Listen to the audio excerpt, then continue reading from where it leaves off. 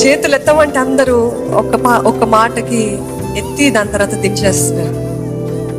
అంత అలసటనా? మా హైదరాబాద్లో అయితే, లార్డ్స్ చర్చ్లో అయితే మేము దింపమన్నా దింపరండి. మేము దింపిన వారు ఎత్తి పెట్టే ఉంటారు. ఈరోజు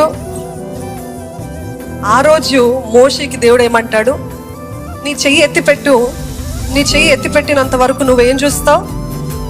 ఏం చూస్తావన్నారండి? జయము. ఎప్పుడైతే ఆయన చెయ్యి బరువెక్కి దించాడో అప్పుడు ఏం చూశాడు? అపజయం చూశాడు.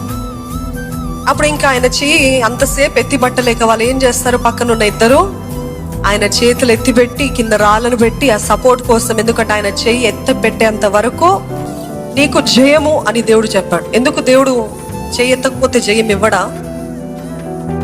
మరి దేవుని పద్ధతులు మనకు అర్థం కాదండి. అర్థమవుతుందా? కొన్నిసార్లు అర్థం కాదు. నువ్వు ఎన్నిసార్లు బండకేసి కొడతావు అన్నిసార్లు నీకు జయము అని ఎలీషా రాజుతో చెప్తాడు. ఎందుకు కొట్టకపోతే దేవుడు ఇవ్వడా? ఈరోజు మన ప్రశ్నలు కదా. నేను చేయకపోతే ఏమవుతుంది? నేను మోకరించకపోతే ఏమవుతుంది? నేను నోరెత్తి ఆరాధించకపోతే ఏమవుతుంది? నేను నోరెత్తి ప్రార్థన చేయకపోతే ఏమవుతుంది? దేవుడు చేస్తాడులే, నా మనసు దేవుని తెలుసులే, నా మనసులో నాకు భయభక్తులు ఉందిలే, నేనేం బయట కనపరచనక్కర్లేదు అని అనుకుంటూ ఉంటాం. ఈరోజు